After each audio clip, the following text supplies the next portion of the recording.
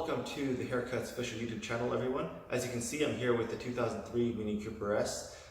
So in the last video, we took a look at why the interior lights weren't working on this car and also why the rear hatch wasn't working. And it all came down to the fuse can't be fully seated in position F14, or at least not on this car. And so once it was pulled out, about 1/8 of an inch, it looks like everything's fine. It's making the full connection. So that's what the overall problem, that's what it resorted down to.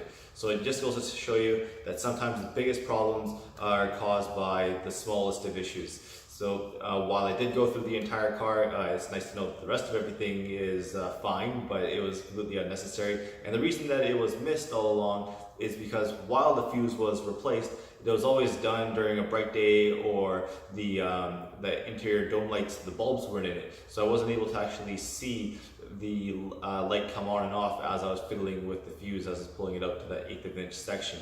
So I'm glad that it got resolved. Not too happy that the car was out of commission for so long, but the thing is, it's all done, so that's great. So the next thing that we're going to take a look at with this car is the driver's side door lock. It doesn't work with the central locking from inside or with the key fob. So we've got the door panel taken apart, and we're going to show you what we need to take a look at here. So follow along, let's take a look.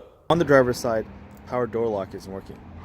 So you heard that power locks, so I hit the lock button and can't get into there, but the door didn't lock. If I use the key,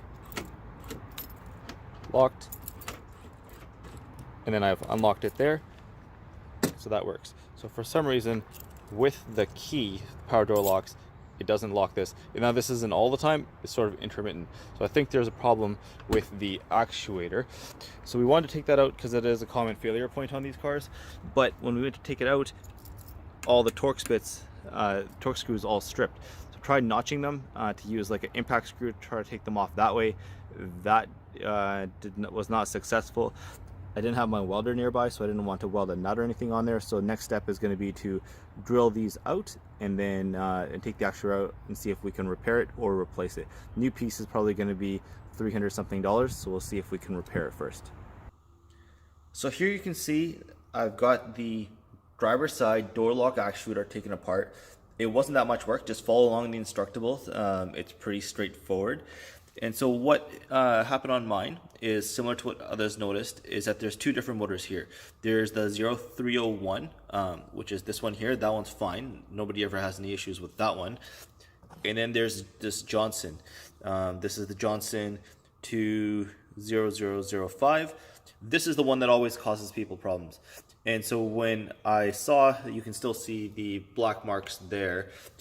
And then there was a lot of black marks inside, and when I took this apart to take a look at the DC motor to clean it up, because that's the repair procedure. But it was too far gone. You can see that along the shaft here, there's supposed to be this copper piece that goes up as a brush. It's supposed to be two more. They were actually broken off. You can see them both right there. And on this side, it was pretty worn as well. So I did try cleaning this a couple of times, putting 12 volts to it in both directions, and the motor didn't turn at all. So this motor is gone and needs to be replaced. They're not that much. You can order a replacement. You just follow along in the links in the description below that I found online. $7. You have to change the shaft over, but your problem will be solved. Since I had the car already apart, I didn't want to wait another 3-4 days for the part to get here and then get it in. So I just went to the auto wrecker and picked up a part for $80. Normally these go for about $150 locally, so that's why I snagged that one up. I'll repair this and then I'll throw it up for sale and then recoup some of my cost. So here before, I think you remember that the power locks were not working. So we've got the replacement actuator from the wrecker in, and so here you see, lock, unlock, success. Nice feeling. So this car is pretty much done now. Just got to button up some of the interior panels.